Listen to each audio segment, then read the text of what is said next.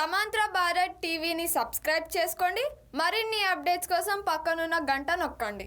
Next session మనకు సయ్యద్ మక్సూద్ గారు ఉన్నారు.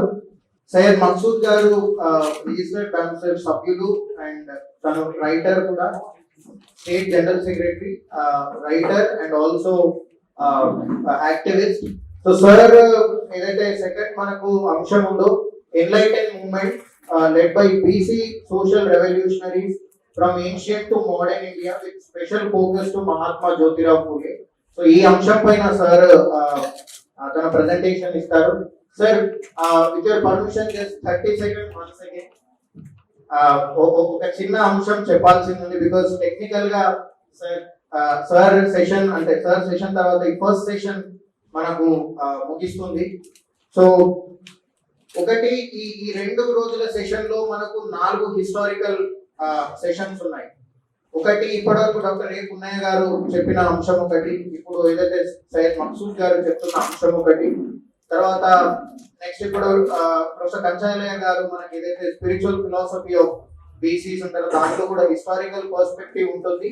అలాంగ్ కంబైనింగ్ విత్ ఏదైతే డాక్టర్ రామ్ బీనవేని షెపర్డ్ గారు హరప్పన్ సివిలైజేషన్ పైన స్ట్రెస్ చేశారో అది కూడా కంబైన్ అయి ఉంటుంది. అండ్ రేపు Himabindu madam Savitribai Phule and also OBC మహిళల పైన ఉన్న సమస్యలు ఇది ఒకటి. సో మనం చూసుకుంటే ఈ 4 హిస్టారికల్ అంశాలు మనకు అందుబాటులో ఉన్నాయి. అండ్ దెన్ అదర్ అంశాలు వచ్చేసి టాపిక్స్ వచ్చేసి contemporary and also context wise గా మనము రిజర్వేషన్స్ కానీ ఇప్పుడున్న కాస్ట్ సెన్సెస్ ని ఎలా చూడాలి ఇవన్నీ మనం డిస్కస్ చేసుకుంటాము. సో దీనికన్నా ముందు మిగతా వాళ్ళు లేక అందరూ అన్యతగా భావించకండి. స్టూడెంట్స్ ఎక్కువగా ఉన్నారు కాబట్టి వాళ్ళకు ఈ చరిత్ర గురించి, ఈ మెథడ్ ఆఫ్ రైటింగ్ గురించి, ఎందుకంటే మనకు ఈ మెథడ్ ఆఫ్ రైటింగ్ అనేది సరిగ్గా లేకుంటే లేక మనకు తెలియకుంటే మన చరిత్రని మనం తెలుసుకోలేము, మన చరిత్రని మనము లిఖించుకోలేము. సో నేను ఇది ఒక్క అంశము ఒక చిన్న కొటే హూ వెర్ ద శూద్రాస్, అసలు శూద్రులు ఎవరు అనే పుస్తకం డాక్టర్ బాబాసాహెబ్ అంబేద్కర్ రాశారు. సో రీసెంట్ గా వచ్చిన మా పుస్తకం the Shudras vision for a new path, professor Ilaiah sir and నా కొలీగ్ కార్తిక్ రాజా ఎడిట్ చేశారు. ఇందులో వివిధ వ్యక్తుల చాప్టర్స్ ఉన్నాయి, మా చాప్టర్స్ కూడా ఇందులో ఉన్నాయి. అండ్ ఒక్క 2 లైన్లు doctor Babasaheb Ambedkar who were the Shudras లో చెప్పిన 4 లైన్స్ చూద్దాం. ఇట్ ఈస్ ద శూద్రాస్ అంటే ప్రస్తుతం ఉన్న వెనుకబడిన తరగతులు, బీసీలు, బ్యాక్వర్డ్ కాస్ట్లు, OBC, right? It is the Shudras who have largely been instrumental in sustaining the infamous system of Chaturvarna, though it has been the primary cause of their degradation, and that only the Shudras can destroy the Chaturvarna. ఏదైతే ఈ చాతుర్వర్ణ వ్యవస్థ ఉందో అది శూద్రులని complete గా degrade చేస్తూ వాళ్ళని నాశనం చేసింది శూద్రులను. ఇప్పుడు ఇదే శూద్రులు, ఇదే బీసీలు, ఇదే ఓబీసీలకు ఆ చాతుర్వర్ణ వ్యవస్థని నాశనం చేసే శక్తి కేవలము శూద్రులకే ఉంది అని డాక్టర్ బాబాసాహెబ్ అంబేద్కర్ తన చారిత్రాత్మక ఈ గ్రంథంలో రాసింది. అండ్ మనం ఎప్పుడైతే వ్యక్తులను ముందు పెట్టుకున్నప్పుడు ఈ వ్యక్తులు అసలు ఈ సమాజానికి ఏం చేశారు, లేక డాక్టర్ బాబాసాహెబ్ అంబేద్కర్ కేవలం రాజ్యాంగంలో ఓబీసీలకు రిజర్వేషన్ రాసిపోయింది కదా, అసలు ఓబీసీల ముచ్చట్ని ఎప్పుడు మాట్లాడలేడు, ఇదంతా కాదు. చరిత్రను తను మన ముందే పెట్టి వెళ్ళాలి. సత్యశోధక్ సమాజ్ నుంచి ఆ స్ఫూర్తి ఒక మాలి కులస్తుడు, ఒక శూద్రుడు అయిన మహాత్మా జ్యోతిబా ఫులే, సావిత్రిబాయి ఫూలే నుంచి ప్రేరణ పొందాడు. అదే సాహు మహారాజ్, ఛత్రపతి సాహు మహారాజ్ ఏదైతే ఒక సామాజిక ప్రజాస్వామ్య విలువలకు పునాదులుగా pillar of the social democracy అని ఛత్రపతి సాహు మహారాజు తను శూద్రుడే. వీళ్ళందరి నుంచి ఇన్స్పిరేషన్ తీసుకొని తను ఆ రాజ్యాంగంలో ఉన్న రాజ్యాంగ నైతికత, రాజ్యాంగ వాదాన్ని తను మన ముందు పెట్టాడు. కాబట్టి ఈ ప్రశ్న ముఖ్యంగా బీసీల ముందు, నేను కూడా బీసీనే, మీరు ఆ బ్రౌచర్ లో చూశారు, నాది మున్నూరు కాపు సామాజిక వర్గం. ఇక్కడ ఆర్గనైజర్స్ లో ఉన్న వాళ్ళు చాలా మంది బీసీలు ఉన్నారు, who are writers, who are also very technically Nimmala Srikumar ఎవరైతే కో-కన్వీనర్ ఉన్నారో తను కూడా he is handling the entire social media thing. Social media algorithms లో ఏ విధంగా ఫేక్ న్యూస్ వచ్చి మన జీవితాన్ని నాశనం చేస్తున్నదో ఆర్ఎస్ఎస్ బీజేపీ వాళ్ళు చేస్తున్న కుట్రని అతను డే టు డే మా ముందు ఉంచుతాడు. కాబట్టి వీళ్ళందరూ మన ముందున్నారు. దయచేసి ఈ ఈ టైం ని, వీళ్ళ దగ్గర ఉన్న ఈ ఈ ఈ ఈ టాలెంట్ ని, ఎనర్జీని, టాలెంట్ అని వేరే రకంగా కాదు, but what ever the information, because ఈ ఇన్ఫర్మేషన్, ఈ నాలెడ్జ్ ప్రజాస్వామీకరించబడితేనే దీనికి సార్థకత ఉంటుంది. ఈ 2 రోజుల మీటింగ్ అదే పాస్ మన ఈ ప్రిన్సిపల్స్ ఏవైతే ఇక్కడ ఉన్నాయో, scientific temper, humanity, democracy, social justice, దానికి అర్థం. కాబట్టి ఇప్పుడు నేను చదివిన లైన్స్ ఏవైతే ఉన్నాయో, హూ వేర్ ద శూద్రాస్ అనే గ్రంథం, ఇది ఖచ్చితంగా అందరం చదవాల్సిన అవసరం ఉంది. అండ్ ఇప్పుడు ఈ రీసెంట్ గా వచ్చిన ఈ బుక్ కూడా కొనలేని పరిస్థితుల్లో ఉంటే పర్లేదు, PDF కాపీ ఉంది, అందరికి పంపిస్తాం. అందరు ఖచ్చితంగా చదవాల్సిన పుస్తకం. ఇప్పుడు మరో పుస్తకం ఓబీసీల మీద ఇంటర్నేషనల్ పబ్లికేషన్ రోడ్లేజ్ నుంచి సింహాద్రి సార్ మనకు రేపు వస్తున్నారు. సార్ కూడా ఎడిట్ చేసిన పుస్తకము రిలీజ్ అయింది ఆల్రెడీ, అది కూడా త్వరలో మీ అందరి ముందు ఉంటుంది. కాబట్టి ఇవన్నీ మీరు దృష్టిలో పెట్టుకొని నోట్ డౌన్ చేసుకొని, ఎస్పెషలీ స్టూడెంట్స్, వీటన్నిటిపైన మనము పని చేయాల్సిన అవసరం ఎంతో ఉంది. ముఖ్యంగా BC research scholars or BC students. So sorry for taking this time. And so now I would like to invite Syed Maqsood sir to deliver his presentation on this 2-day conference occasion. Thank you. Telugu and Urdu కలిసి language ఉంటుంది, కానీ విషయం ఉంటుంది. మనం క్లాసులు వినడానికి వచ్చాం కనుక కొంత కాన్సన్ట్రేట్ చేయండి, అర్థమవుతుంది.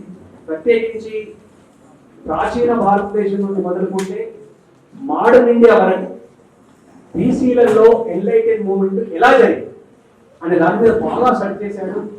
ఆ ఇంగ్లీషు పుస్తకాలను ఉర్దూలోకి అనువదించాడు. మహాత్మా జ్యోతిరావు పూలే బుక్స్ ని ఉర్దూలోకి అనువదించిన ఘనత సయ్యద్ మసూద్ గారికి.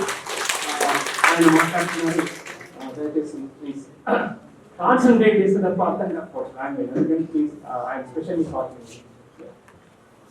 సభకు జరిగింది ఇంగ్లీష్ బాబాసాహెబ్ అది ఉర్దూ ట్రాన్స్లేషన్ అయిపోయింది.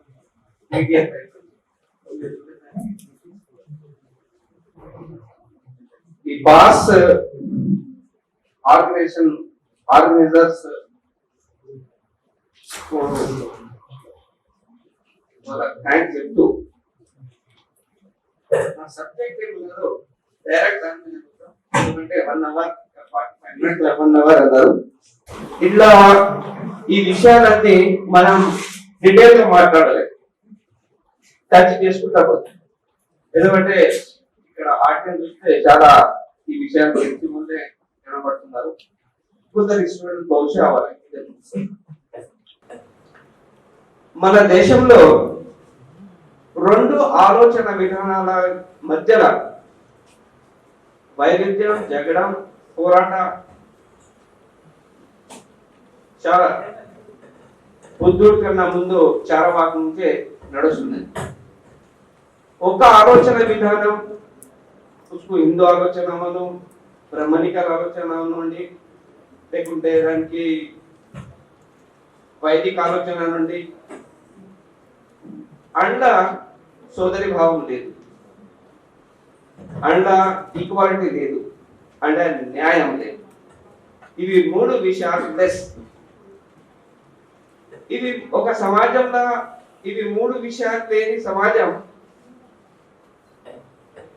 ఏదుంటుందో అది బానిస సమాజంగా మారిపోతుంది. దీనికి వ్యతిరేకంగా ఇవి 3 విషయాలు సమాజానికి అవసరమని మొట్టమొదటిసారి సిద్ధాంతంగా తెలుసుకున్న వ్యక్తి చారవాకు. చారవాకు ఒక ఫిలాసఫర్ గా, ఒక సిద్ధాంతకర్తగా అతని తన మాట పెట్టాడు. బుద్ధుడి కాలంలో బుద్ధుడు చారవాకు చెప్పిన మాటలను ఇంప్లిమెంట్ చేసి, ఒక సంఘం చేసి, ఒక సిస్టమ్ చేసి, ఒక మహత్తరమైన ఒక మతంని సృష్టించి, బౌద్ధిజం మతం అనుకోని నేను, అది ఒక ఉద్యమం అనుకో.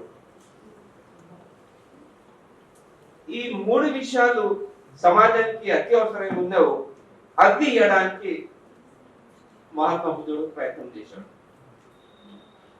ఆ బుద్ధుని ప్రయత్నం వలన రిజల్ట్ ఏమొచ్చిందంటే సమాజానికి మొట్టమొదటి అందింది లాజిక్ థింకింగ్.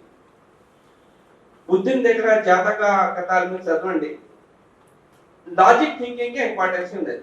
అవును, ఎందుకు, ఎట్లా, బుద్ధుని యొక్క గ్రేట్నెస్ ఉన్నది. ఒక ప్రశ్న ఎవరైనా అతని శిష్యులు అడిగితే అతనికి సూటిగా జవాబు ఇవ్వకపోతూ ఆ ప్రశ్న అడిగే ఉద్దేశం ఏమున్నది తెలుసుకొని దానికి ఒక చిన్న కథ చెప్పి కథతోని ఆన్సర్ ఇచ్చేవాడు. అవే జాతక కథ. అంటే బుద్ధుడు వచ్చిన తర్వాత లాజిక్ థింకింగ్ అయింది. ఏ కులాలకు చదువుకునే హక్కు లేకుండా చదువులు వచ్చినాయి. బుద్ధుడు వచ్చిన తర్వాతనే మన ఇండియాలో 5 యూనివర్సిటీలు, నాలంద, తక్షశిల ఇటువంటి 5 యూనివర్సిటీలు ఇంటర్నేషనల్ లెవెల్ యూనివర్సిటీలు వచ్చినాయి. అంతకుముందు గురుకులు ఉంటుండే. ఎందుకంటే బ్రాహ్మణ్స్ కు వేరే చదువు చెప్పే అవసరం లేదు. తన జాతి వాళ్ళకే చదువు చెప్పేవాళ్ళు, గురుకులలో వాళ్ళకి చదువు చెప్పేవాళ్ళు, అందరికి చెప్పే అవసరం లేకుంటే అందుకోసరికి వాళ్ళు ఏ యూనివర్సిటీ. ఇప్పుడు గొప్పగా ఏం చెప్పారంటే ప్రాచీన భారత్ లో మేము పెద్ద యూనివర్సిటీలు కట్టినాం, వారు కట్టలే. బుద్ధిజం వచ్చిన తర్వాత యూనివర్సిటీలు వచ్చింది. దాని ద్వారా బుద్ధుని ఆలోచన విధానం ఇండియానే కాదు, టోటల్ ఏషియాకు పాకిపోయింది. ఎందుకంటే అన్ని కంట్రీల నుంచి శిష్యులు వచ్చేవాళ్ళు, శిక్ష తీసుకునేవాళ్ళు, తీసుకునే తర్వాత తన దేశానికి పోయిన తర్వాత ఆ జ్ఞానం పంచేవాళ్ళు. మూడో విషయం ఏమిటంటే శూద్రులు రాజులయ్యారు. వర్ణ వ్యవస్థల శత్రుని తప్ప వేరొకరికి ఆయుధాలు ఉంటే హక్కు లేదు, రాజ్యం మీద హక్కు లేదు. అసుంటి కాలంలో బుద్ధుడు వచ్చిన తర్వాత శూద్ర వంశానికి చెందిన చాలా మంది రాజులయ్యారు. చంద్రగుప్తు మౌర్య చరిత్ర చదివితే వాళ్ళ తల్లి ఒక మంగలి, ఆమెకి పుట్టిన కొడుకు. ఆ కాలంలో పూరా దేశానికి ఒక రాజు అంటే ఇది బుద్ధుని ఇచ్చిన ఆలోచన విధానం. Because of Buddhism. శూద్రులు రాజులయ్యారు, చదువుకునే హక్కు వచ్చింది, ఆయుధాలు పట్టే హక్కు వచ్చింది, లాజిక్ థింకింగ్ వచ్చింది. ఇది వచ్చిన తర్వాత మూఢ విశ్వాసాల మీద మొట్టమొదటిసారి ఇండియాలో ఒక ప్రతిష్టంగా దెబ్బ కొట్టింది బుద్ధుడే, బుద్ధిజం. దాని ద్వారా మూఢ విశ్వాసాలన్నీ వెళ్ళిపోయినాయి. బుద్ధిని లిటరేచర్ చదివితే ఫస్ట్ మనకు ఏ పని అయినా కానీ ఎందుకు చేయాలి, ఎట్లా, ఎలా, ఇటువంటి క్వశ్చన్ ఉంటాయి. దాని తర్వాత ఆన్సర్ వచ్చిన తర్వాత దానికి ఇచ్చేయాలి. అందుకని బుద్ధుడు లాస్ట్ వాక్యాలు ఏముంది అదే చెప్పిండు. ఏదైనా ఒక మాట బుద్ధుడు చెప్పిండని నమ్మకండి, మీరు జ్ఞానంతో పరిశోధించండి, అది సత్యం ఉంటే దానికి యాక్సెప్ట్ చేయండి, లేకుంటే చేయకండి. ఇటువంటి ఆలోచన వచ్చిన తర్వాత ఈ దేశంలో బ్రహ్మనిజం జీరో అయిపోయింది. ఎందుకంటే బ్రహ్మనిజం నడిచేదే దాని మీద కదా, మూఢ విశ్వాసం మీద, విద్య లేనట్లా చేయడం, లాజిక్ థింకింగ్ లేవడం. బుద్ధుని వచ్చిన తర్వాత ఈ సమాజంలో అంత ఈక్వాలిటీ వచ్చింది, చదువు వచ్చింది, రాజులయ్యారు. బుద్ధుడు ఒక మాట ఆలోచించాడు. ఈ సమాజంలో 15% ఎవరున్నారు, బ్రహ్మ, క్షత్రియ, వైశ్య. వాళ్ళందరి ఆల్రెడీ అన్ని సౌకర్యాలు ఉన్నాయి, వాళ్ళంతా మజాలోనే ఉన్నారు. అందుకోసం ఒక స్లోగన్ మొట్టమొదటి తన శిష్యులకు ఇచ్చిన మాట ఏమన్నాడంటే బహుజన హితాయ బహుజన సుఖాయ. అంటే ఎక్కువ జనాలు 85% ఎవరు ఉన్నారు, వాళ్ళ సుఖాల కోసానికి వాళ్ళ హితంగా పని చేయండి. ఇదే బుద్ధిజం అన్నాడు. దాని తర్వాత శంకరాచార్య గారు వచ్చారు. ఈ బుద్ధిజం కూడా నడిచిన తర్వాత వాళ్ళు ఆలోచించారు, మా వర్చస్కు ఛాలెంజ్ చేసిన ఈ విధానం, ఈ వ్యక్తి మా వర్చస్కి ఛాలెంజ్ చేసేసినట్టు మేము జీరో అయిపోయినాము. పూజారి వ్యవస్థ నష్టమైంది, రాజకీయ వ్యవస్థ నష్టమైంది, చదువుకునే నష్టమైనది. సమాజంలో ఉన్న బ్రహ్మనికల్ సిస్టమ్, బ్రహ్మనికల్ ఆలోచన జీరో అయిపోయింది. దానికి మళ్ళా నిర్మించడానికి వాళ్ళు బుద్ధ సంఘంలో చేరారు. బుద్ధ సంఘంలో చేరి దానికి 2 భాగాలు చేసేశారు. ఏ బుద్ధుడు దేవుని గురించి ఎప్పుడు అడిగినా కానీ ఆనంద్ అతని శిష్యుడు అడుగుతాడు ఒక్కసారి, మీరు అన్ని విషయాలు చెప్తారు కానీ దేవుని గురించి ఏం చెప్పకుండా ఆలోచన ఏది అంటే, అప్పుడు బుద్ధుడు అతనికి అంటాడు, ఒక వ్యక్తికి బాణం తగిలింది, నెత్తురు కాకుతున్నది, బాధలో ఉన్నాడు అతను. అటువంటిప్పుడు నువ్వేం చేస్తావు అంటే, అప్పుడు ఆ బాధ తీయడానికి ప్రయత్నం చేస్తావా, లేకుంటే బాణం కొట్టిన వంశం ఏంటి, అది ఆ బాణం ఎక్కడికి వచ్చింది అవి చూస్తావా అంటే, ఆ బాణం తీసి దానికి ట్రీట్మెంట్ చేయడానికి ప్రయత్నం అంటే, అప్పుడు బుద్ధుడు అన్నాడు, అందుకోసానికి ఈ దేవుని సంగతి పక్కకి పెడదాం, జనాలు అంతా దుఃఖంలో ఉన్నారు, వాళ్ళ సుఖం కోసానికి పని చేద్దాం. ఏ ఏ వ్యక్తి దేవుడి గురించి ఎప్పుడు ఏం చెప్పలేదు అతనికి దేవుడు చేసేసాడు.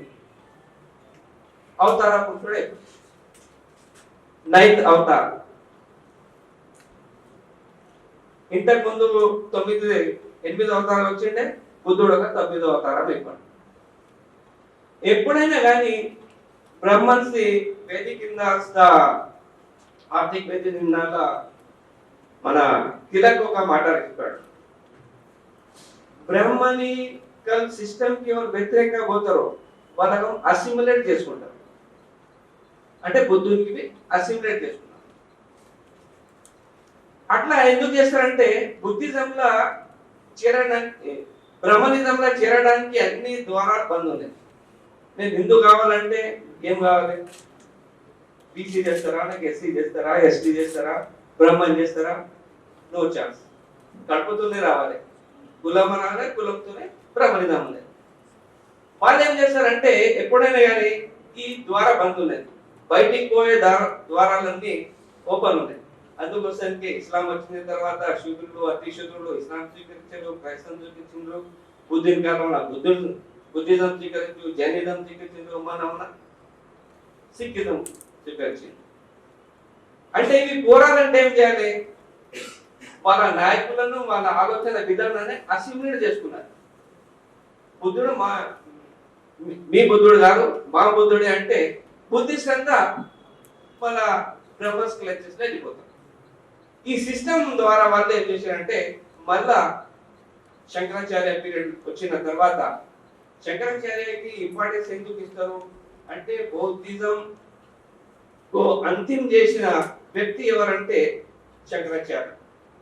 శంకరాచార్యుడు ఓన్లీ సిద్ధాంతంతోనే కాదు, రాజకీయంతో అవసరం పడితే సంపి బుద్ధివాలను కులగొట్టి మళ్ళా బ్రహ్మనిజాన్ని స్థాపించాడు. చరిత్ర ఏం చూడంటే 84 లాక్ బుద్ధివారాలు మన దేశంలో ఉంటాయి. ఇప్పుడు 2-3 మిగిలినాయి. అంటే నేను ఎక్కడ పోయినాయి, ఆకాశం తీసుకుపోయిందా, నేను భూమి మింగిపోయిందా అంటే, ఇది ఎంత శంకరాచార్య వచ్చిన తర్వాత అన్ని దంతం తీసుకొచ్చారు. బుద్ధిజం అంతమైన కొన్ని రోజుల తర్వాత ఇస్లాం ఇండియాకి వచ్చింది. 712 ఇస్వీలో Mohammed bin Kasim attack Sindh ప్రాంతంలో అయింది. సింధ్ ప్రాంతం అంతా బుద్ధిస్ట్ ప్రాంతంగా ఉండే ఆ కాలంలో. ముస్లింస్ వచ్చిన తర్వాత ఇది బౌద్ధిజమే అంతమైపోయిండేను. వాళ్ళు శూద్రులు అతి శూద్రులుగా మారిపోయారు. ఎందుకంటే బుద్ధుని రివిలేషన్ కి కౌంటర్ రివిలేషన్ గా వర్ణాలు ఉండే, కౌంటర్ రివిలేషన్ గా జాతులేని. బ్రహ్మశ ఆలోచించిండ్రు, వర్ణాలు బ్రహ్మ క్షత్రియ వైశ్య శూద్ర చేసేసినాం.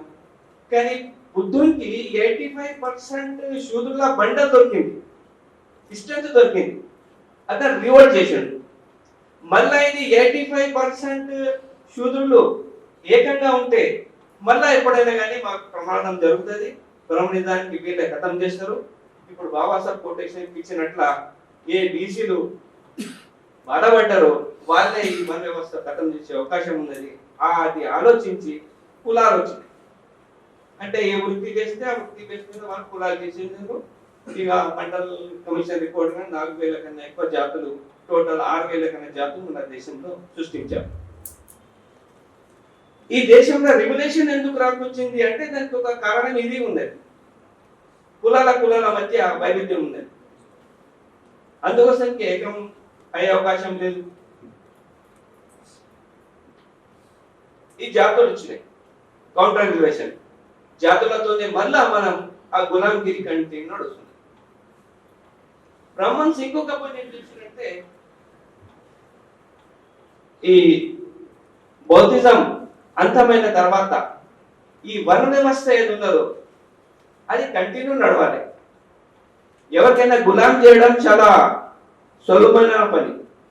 దాడి చేసి మర్డర్ చేసి తెలుగులో ఆస్తులు గుంజుకొని గులాం చేయొచ్చు, కానీ ఆ గులాంగిరి కంటిన్యూ నడిపియాలి వేలాది సంవత్సరాలు అంటే చాలా కష్టమైన పని. ఆ పని వాళ్ళు ఏం చేసిరంటే ఈ వర్ణ వ్యవస్థకు కాపాడడానికి వేదాలు తెచ్చిండ్రు, మంత్రాలు తెచ్చిండ్రు, అన్ని పుస్తకాలు తెచ్చిండ్రు. ఇంకొకటి 2 సిద్ధాంతాలు చాలా ముఖ్యమైనవి. ఒకటి పునర్జన్మ, ఒక కర్మ సిద్ధాంతం. కర్మ సిద్ధాంతం మరి పునర్జన్మ, ఈ 2 సిద్ధాంతాలు ఏం చేశారంటే మనిషికి ఆశ పెట్టింది. मैं धोबी पैदा हुआ, వర్ణ వ్యవస్థ ప్రకారం నా పని ఏమనంటే మంచి బట్టలు ఇస్త్రీ చేసి దొరకియాలి. ఇది చేయకుంటే డేంజర్ ఏమవుతుందంటే వచ్చే జన్మలో మళ్ళా నేను మాల అవుతానో, మాదిగ అవుతానో, కుక్క అవుతానో, నక్క అవుతాను. ఆ భయం. ఆశ ఏమనంటే మంచిగా సేవ చేస్తే వచ్చే జన్మలో శత్రుడు అవుతానో, బ్రహ్మడు అవుతానో, వైశ్యుడు అవుతానో అని ఆశ. ఎప్పుడైనా కానీ మనిషి సైకాలజీ అంటే ఆశ భయం మధ్యలోనే బతుకుతాడు. మనం ఈ కులం పోవడానికి ముఖ్య కారణం ఈ 2 సిద్ధాంతాలు. ఇది మూఢనమ్మకానికి సంబంధించిన విశ్వాసాలు. ఈ విశ్వాసానికి ఎప్పటి వరకు మనం దెబ్బ కొట్టామో ఈ కులం పోదు, ఈ మన పరిస్థితి మారదు. దాని తర్వాత ఇస్లాం వచ్చింది. ఇస్లాంలో ఈక్వాలిటీ ఉన్నది, సోదరి భావం ఉన్నది, న్యాయం ఉన్నది. క్రిస్టియానిటీలో అట్లనే ఉన్నది, బౌద్ధిజంలో అట్లనే ఉన్నది, సిక్కిజంలో అట్లున్నది, లింగాయత ధర్మాలు అట్లున్నది. ఇవి 3 బేసిక్ ప్రిన్సిపల్స్ అన్ని మతాలలో ఉన్నది ఎక్సెప్ట్ బ్రహ్మనిజం అండ్ జూడిజం. ఇస్లాంకు ఇక్కడ అట్రాక్ట్ అయిన వాళ్ళు ఎవరంటే బాధ్యులు. వర్ణ వ్యవస్థలో ఎవరికి హక్కు లేకుండాను, సమాజంలో విలువ లేకుండా, మంచిగా చూడడానికి పరిస్థితి ఎట్లుండను, వాళ్ళు మంచిగా చూడడానికి, తన జీవితం మంచిగా చేయడానికి వాళ్ళు ఇస్లాం నుంచి అట్రాక్ట్ అయి ఇస్లాం ధర్మంలో చేరారు, సమూహంగా చేరారు. దానికి సపోర్ట్ కొన్ని రోజుల తర్వాత ఇప్పుడు మొఘల్ పీరియడ్ వచ్చింది, దివ్య రాజుల కాలం వచ్చింది. ఆ కాలంలో రాజుల వల్ల ఈ మత ప్రచారం పని సైడ్ లో పెట్టేశారు. వాళ్ళు రాజులు అయిపోయారు. రాజు ఏం ఆలోచిస్తాడు, నా రాజ్యం ఎట్లా మంచిగా నడవాలి, సమాజం ఎక్కడన్నా పోతుంది. ఇస్లాం కాలంలో ఒక తప్పు ఏం జరిగిందంటే మార్పు ఢిల్లీలో, గోల్కొండలో జరిగింది, ఊర్లో సమాజంలో మార్పు రాలేదు. ఎందుకు? మాలా పని మాలోడు చేస్తున్నాడు, మాదిగోడి పని మాదిగోడు చేస్తున్నాడు, మంగళోని పని మంగళోడు చేస్తున్నాడు, చాకలోని పని చాకలో చేస్తున్నాడు. ఎన్ని పనులు ఉన్నాయో కంటిన్యూ సాగినాయి. నార్త్ ఇండియాలో ఒక గమ్మత్యం జరిగిందంటే ఇవి అన్ని వృత్తులు చేసేటప్పుడు ఇస్లాంలో వెళ్ళిపోయింది. ఇప్పుడు రాజస్థాన్ పోతే బేతార్ పని చేసే 90% ముస్లిమ్స్ ఉన్నారు. బీహార్లో పోతే నేతగాళ్ళు అంతా 90% ముస్లిం, గడ్డలు దిగేటోళ్ళు ముస్లిం, బట్టలు దిగేటోళ్ళు ముస్లిం. అంటే వాళ్ళు ఇస్లాం స్వీకరించిండ్రు, వృత్తి వాళ్ళే. సమాజంలో చేంజ్ ఎందుకు రాలేదంటే పట్వారీ వ్యవస్థ, మనం నిజాం కాలం వరకు పట్వారీ వ్యవస్థ, ఎన్టీ రామారావు వచ్చినంత వరకు పట్వారీ వ్యవస్థ ఏది ఉండేదో అది మారని. మళ్ళా ఊర్ల శాసనం ఎవరు తెలిసిందంటే బ్రాహ్మణులది, రెడ్డిలది నడిచింది. సమాజంలో మార్పు రాదు. ఆ మార్పు వస్తే, సోషల్ చేంజ్ వస్తే సత్తా పరివర్తన हुआ, వ్యవస్థ పరివర్తనగా కంసే. బ్రిటిష్ వచ్చిన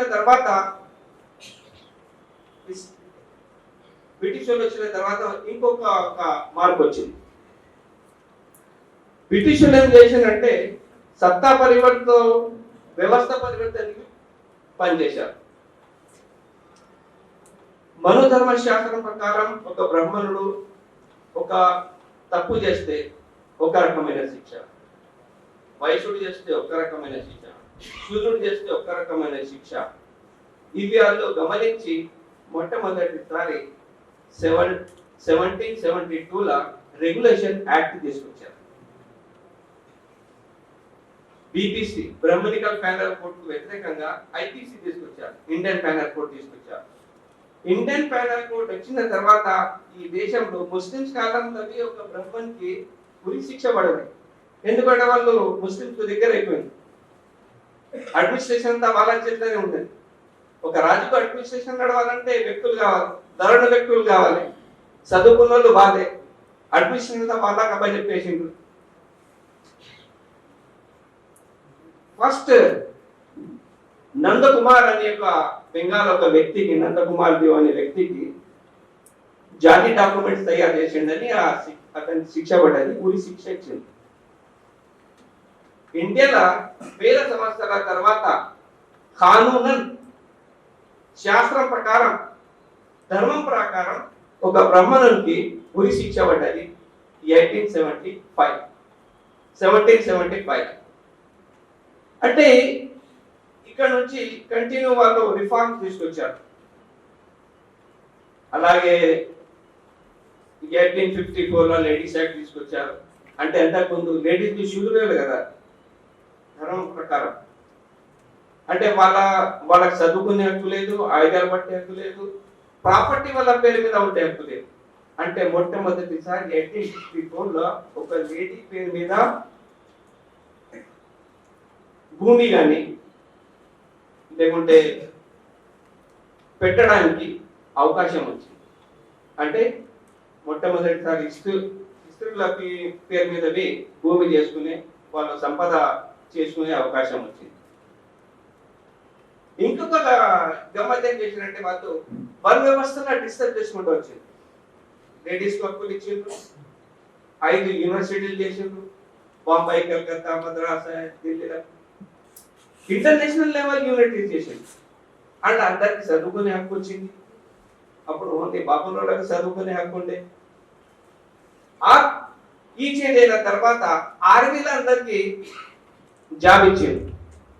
रॉबर्ट कलायू बंगाल को सिर्फ 24,000 लोगों से 2400 लोगों से 24 लाख की फौज सिराजुद्दौला की हराई थी. क्यों हराई? అంటే వాళ్ళు ఏం చేశారంటే అక్కడ చండాల్ కమ్యూనిటీ, ఇక్కడ మాలామాదిగా ఎట్లున్నారో బెంగాల్ చండాల్ ఉండేవాళ్ళు. చండాల్ కమ్యూనిటీ మొట్టమొదటిసారి ఆర్మీలో తీసుకున్నాడు.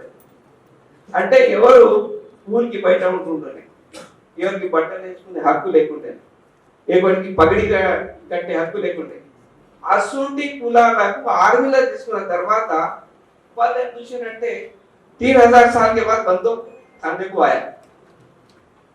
जो कक्षा था, जो गुस्सा था, वो सिराजुद्दौला के खिलाफ इस्तेमाल किया.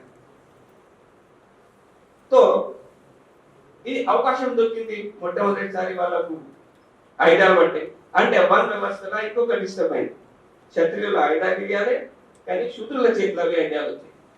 ఐడియాలు వచ్చినందుకు జాబ్ వచ్చింది, జాబ్ వస్తే కొన్ని డబ్బు వస్తుంది, డబ్బు వస్తే కొన్ని పరిస్థితి బాగైంది. ఇటువంటి మార్పులు చేసుకుంటా పోయింది. 1935 యాక్ట్ చదవండి మీరు, 1919 యాక్ట్ చదవండి. ఇవి అన్ని హక్కులు ఇచ్చే, అందరికి సమాన ప్రజలకు హక్కులు ఇచ్చే. సార్ రౌండ్ టేబుల్ కాన్ఫరెన్స్ లో బాబాసాహెబ్ అడిగిన 4 హక్కులు అవి కమ్యూనల్ అవార్డు రూపంగా మనకు దొరికినాయి. అంటే ఇవి అన్ని సమాజంలో చేంజెస్ వస్తున్నాయి. చేంజెస్ రావడానికి కారణమైంది. ఈ కారణం వల్ల ఏమైందంటే బీసీలలో, అంటే మనకి బీసీ అంటున్నాము కానీ ఆ కాలంలో శూద్రులు అని వాడు యూజ్ చేసేవారు. మహాత్మా జ్యోతిరావు ఫులే శూద్రానాది అని యూజ్ చేసేవాడు. అంటే శూద్రులకు కొన్ని హక్కులు వచ్చాయి. అప్పుడు బ్రహ్మన్స్ ఆలోచించారు, ఈ శూద్రులకు హక్కులు ఇట్లానే కంటిన్యూ అయితే మళ్ళా బుద్ధి కాలంలో ఎట్లయిందో అదే రోజు మళ్ళీ వస్తుంది. వాళ్ళ ముందు చూపు చాలా మంచిగా ఉంటుంది కదా, మనం అప్పుడెప్పుడు ఆలోచిస్తాం. సో బీసీలకు ఈ రిజర్వేషన్ ద్వారా బ్రిటిష్ వాళ్ళు సమాజంలో చేంజ్ చేసిన ద్వారా ఇప్పుడు చాలా మంది ఇండియాలో క్రిస్టియానిటీ ఎందుకు పెరిగింది అంటే ఫస్ట్ వాళ్ళు చర్చ్ తీసుకురాలి, ఫస్ట్ మిషన్ స్కూల్ తీసుకొచ్చింది, చదువు చెప్పింది, ఒక కామన్ మనిషికి చదువు చెప్పింది. చదువు చెప్పినందుకు కొంచెం ఆలోచన పెరిగింది. సోషల్ సైంటిస్ట్ ఏమంటే ఏ మతానికి కానీ కులానికి కానీ ఒక వర్గానికి వాళ్ళు డెవలప్ కావాలంటే 3 విషయాలు కంపల్సరీ అవసరం పడతాయి. ఒకటి జ్ఞానం, జ్ఞానం అయితే లేకుండే చదువు ఎక్కువ బాపన లేకుండే, జ్ఞానం వచ్చిన తర్వాత నాకు అన్యాయం జరుగుతుందని నా మీద ఇట్లా అక్రమం జరుగుతుందని అని ఆలోచిస్తే రివోల్ట్ చేయడానికి ఆయుధాలు కావాలి. ఆయుధాలు అయితే మనకి బ్రిటిష్ వచ్చింది, ఆయుధాలు వచ్చినాయి. జ్ఞానం కావాలి, ఆయుధాలు కావాలి, సంపద కావాలి. పైసలు లేకుంటే ఏ ఉద్యమం నడపలేదు. అంటే ఈ విషయాలు శూద్రులకు దొరికిన తర్వాత ఎన్లైట్మెంట్ మూవ్మెంట్ స్టార్ట్ అయింది. అందులోకి మహాత్మా జ్యోతిరావు పూలే ఒక జ్యోతిలాగా పుట్టాడు. అతను ఆలోచించాడు, మన పరిస్థితి ఇట్లా ఎందుకున్నది, విద్య లేదు, మాకు విద్య లేనందుకు జ్ఞానంతో దూరం, జ్ఞానం లేనందుకు మనుషులుగా బతకడానికి అవకాశం లేదు, ఎకనామికల్ పొజిషన్ మరి ఖరాబ్ అయిపోయింది. అందుకోసానికి మొట్టమొదటిసారి అతని స్కూల్స్ చేయడానికి ప్రయత్నం చేశాడు. పూణేలో ఏ సత్యశోధక్ సమాజ్ ద్వారా మొట్టమొదటిసారి 1870 నుంచి 76 వరకు ఒక 44 స్కూల్స్ స్థాపించాడు పూనా ప్రాంతంలో బ్రిటిష్ వాళ్ళ సహాయం. అలాగే లేడీస్ల కోసం మొట్టమొదటిసారి ఒక స్కూల్ అటెండ్ చేశాడు. అంటే ఈ మూమెంట్ మహాత్మా జ్యోతిరావు ఫూలే మూమెంట్ ఎందుకు నడిపాడు, ఎందుకు నడప అవకాశం వచ్చింది అంటే చదువుకున్నాడు, మిషనరీ స్కూల్లో చదువుకున్నాడు. ఆంగ్లం చదువుకున్న తర్వాత లోకం ఏంటి అని తెలిసిన తర్వాత అతని మూమెంట్ స్టార్ట్ చేశాడు.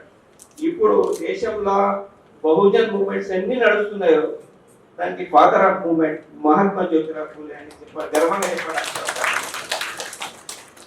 మహాత్మా జ్యోతిరావు ఫూలే చేసిన అందుకే షాహు మహారాజ్ తోని బాబాసాహెబ్ అంబేద్కర్ నుండి కాశీరాం నుంచి ఇప్పుడు నడిచే ఉద్యమాలు ఈ శ్రేష్ఠ అంతా మహాత్మా జ్యోతిరావు ఫూలేకి పోతుంది మనం చెప్పవచ్చు. ఈ దేశంలో బీసీలు నాయకులు లేరని కాదు, ఇండిపెండెన్స్ కన్నా ముందు ఒక జనరల్ గా సర్వే చేద్దాం. బెంగాల్లో Namo Shudra movement, Kerala Narayana Guru movement, Tamil Nadu Periyar movement, Hindi belt BP Maurya movement, అలాగే సెంటర్ మహారాష్ట్రలో బాబాసాహెబ్ మూవ్మెంట్. ఇవి అన్ని 5 గురువులు బహుజనుల గురువులు అని అంటున్నారు. అలాగే 4 బీసీలే ఉన్నారు. కానీ బీసీలు ఫాలో లేరు, ఎస్సీలు ఫాలో చేసుకున్నారు, ఓన్ చేసుకున్నారు, వాళ్ళకి లాభమై. మహాత్మా జ్యోతిరావు ఫూలే బీసీ, పెరియార్ రామస్వామి బీసీ, నారాయణ గురు బీసీ, బిపి మోరియా బీసీ. బెంగాల్లో ఇంకొక నేషనలిస్ట్ పార్టీ అని ఉండే, చోటూరామ్ అని ఒక వ్యక్తి ఉండే. చోటూరామ్ అండ్ ముస్లిం అక్కడ ఒక ముస్లిం ఆర్గనైజేషన్, వాళ్ళు ఇద్దరు కలిసి 46 లో గవర్నమెంట్ ఫామ్ చేశారు. వాళ్ళు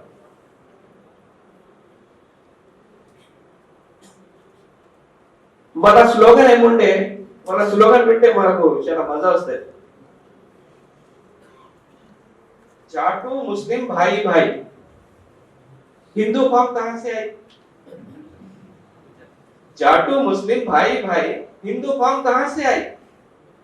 అంటే జాటులు అంటే ఇక్కడ పంజాబ్ లో ఎస్సీలకు జాటులు అంటారు, బహంజీ అదే కులం జాతో.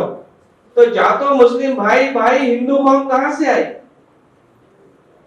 అంటే వీళ్ళంతా మూమెంట్ నడిపారు కానీ ఫాలోవర్స్ అంతా ఎస్సీల వాళ్ళకి లాభమే బీసీలంతా గాంధీ గారికి నమ్మారు తన లీడర్ అనుకున్నారు అందుకోసంకే వాళ్ళకు లాస్ జరిగింది ఇప్పటి వరకు లాస్ నడుస్తుంది ఎప్పటి వరకు బీసీలు ఆలోచించారు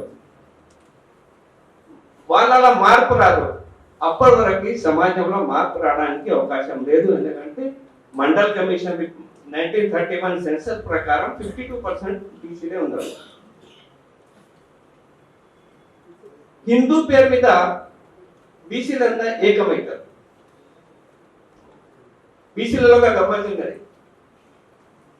గౌడ్లకు చాకలులకు పడేది చాకలులకు మంగళులకు పడేది ఇద్దరు కలిసి గౌడ్లకు పడేది యాదవులకు పడేది కానీ అందరు ఏకమై యూనిటీ ఎప్పుడైతుందంటే బీజేపీ కాంగ్రెస్ కి గెలిపించాలంటే unity under the leadership of Brahminical forces leadership change అయితే మనకు లాభం అయితే ఈ క్రమంలో మనం పనిచేయవచ్చు ఈ రోగం ఇప్పటిసందే కాదు 1952 ఫస్ట్ ఎలక్షన్ అయితే మన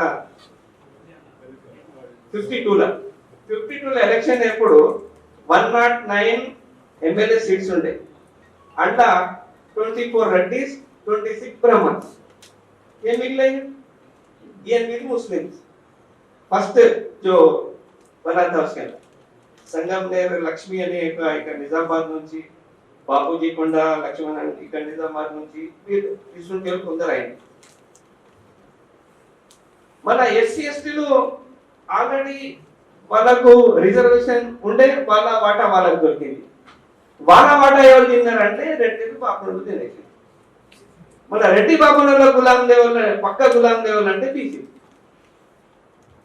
అందుకే काशीराम साहब एक वर्ड इस्तेमाल करते थे वो हिंदी में बोलते थे उसका ट्रांसलेशन ये है कि सोईदर की ना सोदर हमारे भाई हैं मिसगाइडेड मिसाइल्स है मिसगाइडेड मिसाइल्स है बोलते थे सोदर प्लस सोदर जब तक इनको सोई नहीं आता चेंज नहीं होता ये बात पक्का है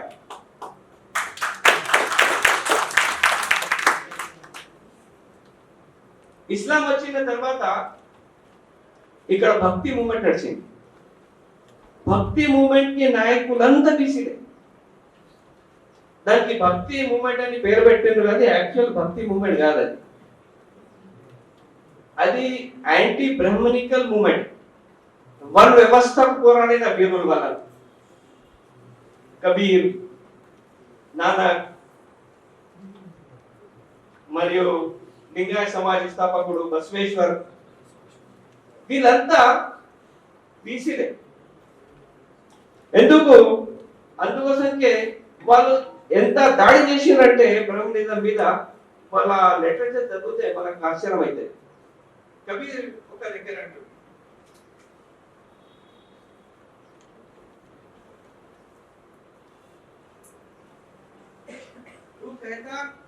तू कहता ब्राह्मण में सूद तू कहता हम में सूद जो अंडर ब्राह्मण तू बोल रहा है कि ब्राह्मण के जिस्म में खून है क्या मेरे जिस्म में दूध है उसके बाद दूसरा क्वेश्चन करते हैं ब्राह्मणिज्म में गर्भपात में आए मलमूत्र में नहाए వర్ణ వ్యవస్థలో చెప్పింది కదా బ్రహ్మణికల్గా పెట్టి చంద్రవండ మాయ కృష్ణ అది దానికి వ్యతిరేకంగా ఏమంటాడు गर्भपात में आया मलमूत्र में नहाया बाहर निकला ब्राह्मण कहलाया कैसा बंध तूने रचाया एक प्रश्न है అలాగే కబీర్ ఈ మూఢ విశ్వాసాలకు వ్యతిరేకంగా ఏం చెప్తాడంటే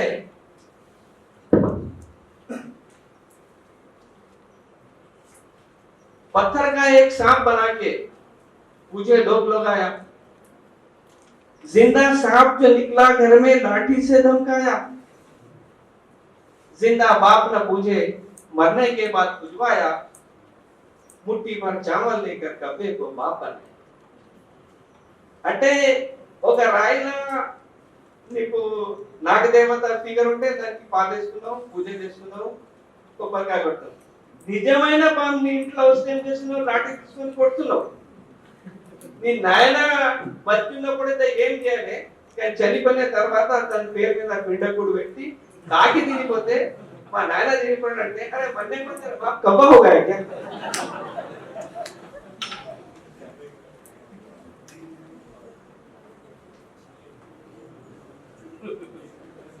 ఇటువంటి దీనికి మనం భక్తి మూమెంట్ ఎట్లా యాంటీ ब्राह्मणिकल मूवमेंट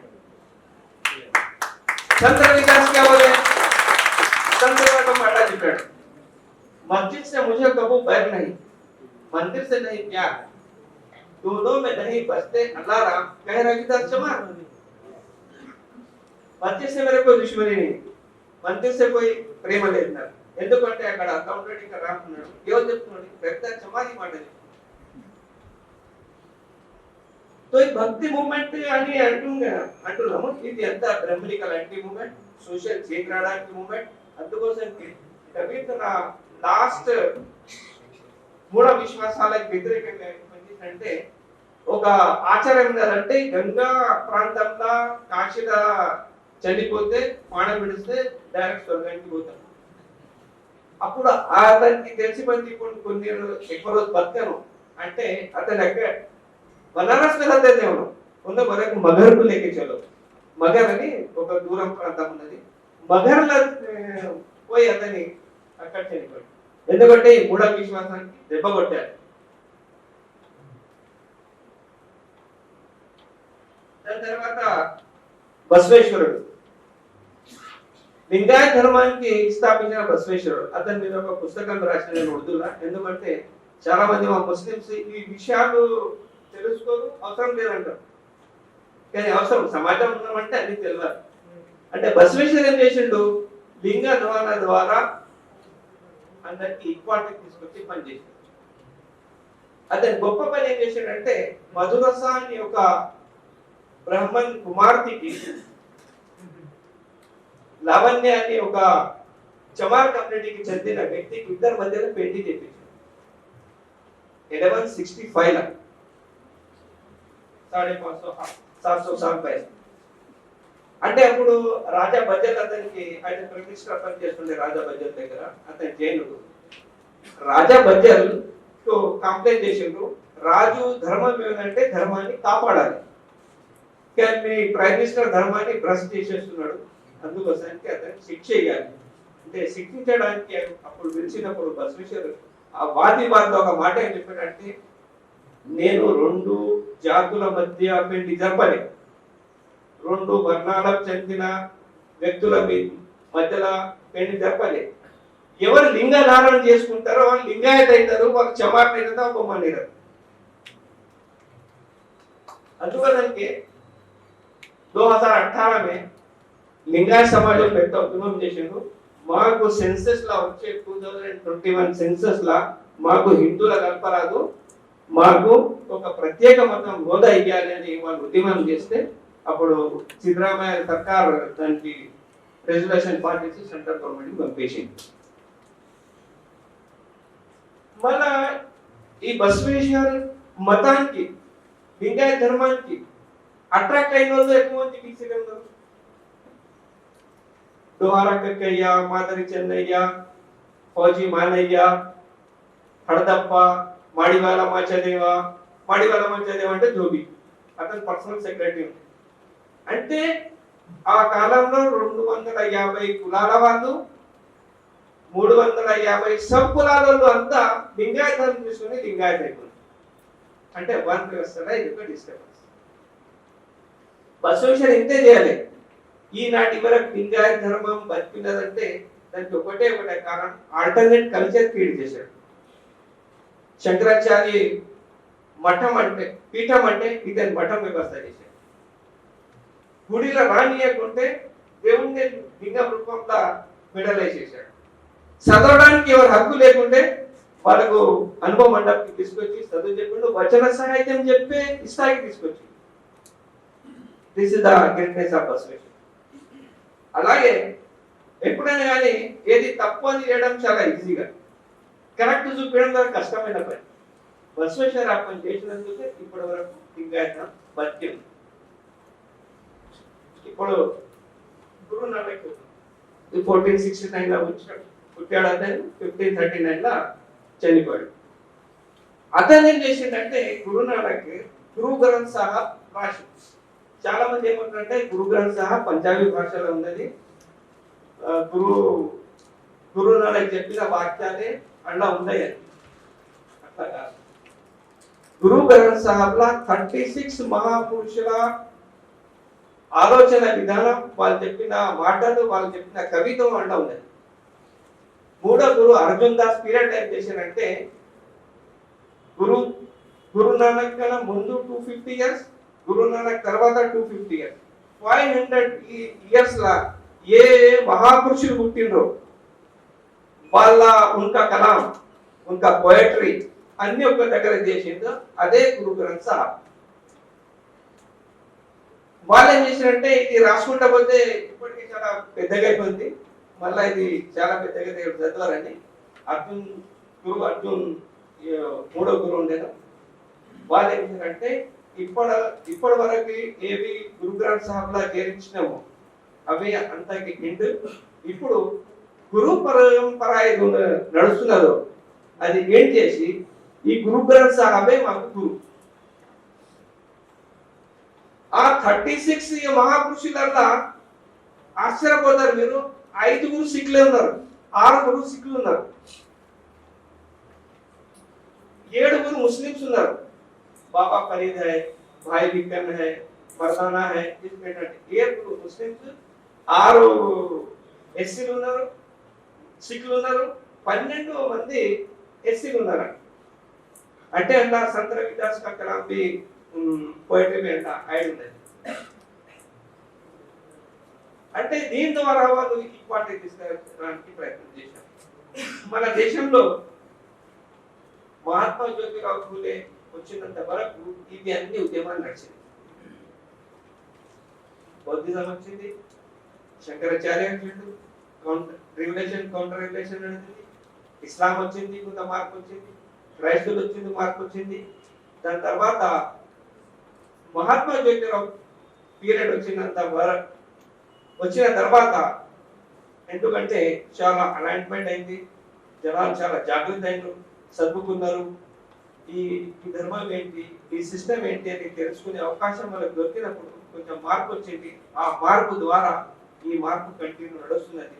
చాలా మంది ఏం ఆలోచిస్తారంటే दलित मूवमेंट से क्या होता, कुछ भी नहीं होता, वैसे फिर बहुत कुछ हुआ और बहुत कुछ होना बाकी है। वो करने की जिम्मेदारी मलिक साहब की के ऊपर ही नहीं बल्कि हम सब के ऊपर है। ఈ దశలో మనం ఈ దిశలో మనం పనిచేస్తే మార్పు వచ్చే అవకాశం ఉన్నది. సమాజంలో ఎప్పటి వరకు మహాపురుషుల మహాత్మా జ్యోతిరావు ఫూలే గురించి అయితే సార్ డీటెయిల్ గా చెప్పేశాడు. మళ్ళా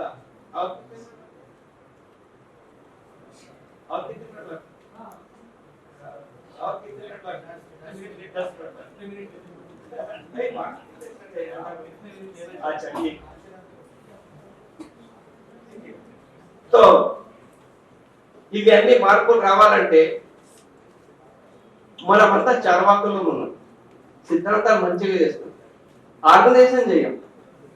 బుద్ధుడు ఆర్గనైజేషన్ చేసినందుకు సక్సెస్ అయ్యాడు. కాశీరామ్ సాబ్ ఒకటే పుస్తకం చదివిండు, ఒకటే రాసిండు, ఎమినేషన్ ఆఫ్ క్లాస్ చదివిండు, చెంచా యుగం రాసిండు. కానీ ఏం చేసిండు, ఒక పెద్ద పార్టీ తయారు చేసిండు. ఆర్గనైజేషన్ లో మనం పేరున్నాం, దీనికి ఆటంకాలు ఉన్నాయి, కష్టాలు ఉన్నాయి, అవి అన్నీ ఉన్నాయి. ఉండగానే ప్రతి ప్రాబ్లం కి సొల్యూషన్ ఉంటుంది, ప్రతి పనికి ఒక జవాబు ఉంటుంది, ప్రతి సవాల్కి ఒక జవాబు రాదు. ఆ దిశలో మనం పనిచేస్తే కంపల్సరీ మార్పు వస్తుందని నేను నమ్ముతున్నాను. అదే నమ్మకంతో కంటిన్యూగా ఈ ఉద్యమంలో కొనసాగుతున్నాను. ఎప్పుడైనా కానీ మార్పు ఫస్ట్ మైండ్ లో రావాలి. మనం అంటాం బహుజనులు అంటే 85% ఉన్నాము, కానీ మాలామాలిగా గీత ఇప్పటివరకు దాటలేము అంటే బహుజన సమాజం ఏంటైతే బీసీలు 52% ఉన్నాము 52% ఎక్కడ లేదు आचार को है ना विचार को है तो गिनती को काउंटिंग की 85% उन्नम आदमी हमारा है विचार से हमारा नहीं रहा तो हमारा काम नहीं हमारा काम का नहीं बना आदमी हमारा चाहिए विचार से हमारा नहीं उसके अंदर आकर्षण भरे हुआ है उसके अंदर ब्रह्मनिज्म भरे हुआ है उसके अंदर कम्युनिज्म भरे हुआ है अम्बेडकरिज्म छोटे सब भरे हुआ महात्मा ज्योतिराव फूले कुछ जगह नहीं है उसके अंदर दिल में जगह है बस को दिल में जगह है दिमाग में जगह नहीं तो उसका काशीराम साहब बोलते थे जो बाबा को जानते हैं वो मानते हैं जो मानते हैं वो जानते हैं इसलिए काम ठीक नहीं चल रहा मीटिंग लामे से जब तुमने बाबा को जो जानते हैं वो मानते नहीं ऐसा नहीं होता है सब बेकार बात है जो मानते हैं गुड्डल का उन्हें जानते हैं नहीं जानने से भी बहुत डेंजर था क्या भी करता था जानना और मानना तो काम सीधा चलता అందుకోసంకే ఈ మహాపురుషుల చరిత్ర ఒక్కొక్క టాపిక్ కబీర్ ఒక టాపిక్ నానక్ ఒక టాపిక్ గురు గ్రంథ్ సాహిబ్ ఏంటి అలాగే రవిదాస్ ఒక టాపిక్ ఈ భక్తి మూమెంట్ ఒక టాపిక్ ఇట్లా అధ్యయన తరగతులు పెడితే కంపల్సరీ మీరు పిలిస్తే కంపల్సరీ వస్తా ఓన్లీ ఒకటే టాపిక్ మాట్లాడదాం గురు నానక్ రవిదాస్ కబీర్ చోళామేల్ ఇట్లా చాలా మంది 2000 లోగానే अपने మహాపురుషులు వారు చదివితే వారు పేరు చేయడం కష్టం ఒక్కొక్క ప్రాంతంలో ఒక్కొక్క పని చేసింది శివాజీకి గురువు ఎవరు దాదాజీ కోంటే 100% రాంగ్ దాదాజీ కోంటే ఒక నౌకర్ था तो ఇటువంటి మీద మనం డిస్కస్ చేస్తే ये చీకట్లా గోలి చలే तो किसको भी अपना भी मर सकता दुश्मन भी मर सकता చీకట్లా ఉన్నాం వెలుగులో వచ్చి ఈ అధ్యయనం చేసి అందరు చేయకుండా కానీ కొందరైతే చేసి వాళ్ళు మార్గం చూపిస్తే ఈ సమాజంలో మార్పు వస్తే ఆలోచన కలిసి ఆలోచన పుడుతుంది కలుస్తే మనం నిలుస్తాం నేర్పితే గెలుస్తాం అందుకోసంకే కబీర్ ఒక దుహదైన మాట ఈ సమాజం పరిస్థితి చూసి 500 साल पहले कबीर क्या बोलते हैं मैंने देखा एक अजूबा मुर्दा रोटी खाए मैंने देखा एक अजूबा मुर्दा रोटी खाए समझा ऐसे समझित नहीं मार पड़े और चिल्लाए నేను ఒక ఆశ్చర్యమైన విషయం చూసిన శేవాలను లేచి అన్నం తింటున్నాయి రొట్టెలు తింటున్నాయి శేవం అంటే మనమంతా శేవాల సమాజం అయిపోయింది రొట్టెలు తింటున్నాం మాట్లాడుతున్నాం మీటింగ్కి వస్తున్నాం मैंने देखा एक अजूबा मुर्दा रोटी खाए समझा ऐसे समझित नहीं చెప్తే भी ना कुछ मार पड़े और चिल्लाए अब चिल्लाना भी बंद कर दी मोदी सरकार आने के बाद उद्योग भी लड़ो कुछ नहीं लेकिन बात करेगी झंडा लेके जिंदाबाद मुर्दाबाद करोड़ के ऐसे गोली बंद होगी कबीर खड़ा बाजार में गए तो काटी हाथ घर जो अपना फूके हमारे साथ నేను ఎదుగా లాఠీ పట్టుకొని చౌరస్తా మీద అలవాట ఎవరు తన ఇల్లు సంపద అన్ని విడిచిపెట్టేసి కాలబెట్టేసి నా ఇంటి వస్తాడో వాడే రండి వేరే రావడానికి అవసరం లేదు कबीर खड़ा बाजार में गए तो काटी हाथ घर जो अपना फूके चले हमारे साथ जय भीम जय సార్ ఇప్పుడు డాక్టర్ బాలశ్రీనివాస్ సార్ని అండ్ తలారి సత్యం సార్ని మక్సూద్ సార్కి మేమంటూ ప్రెజెంట్ చేయాలి past general secretary Talari Satyam sir and doctor Balasrinivas గారు degree lecturer association general secretary వారిని మేమంటూ ప్రెజెంట్ చేయాల్సిందిగా కోరుతున్నాం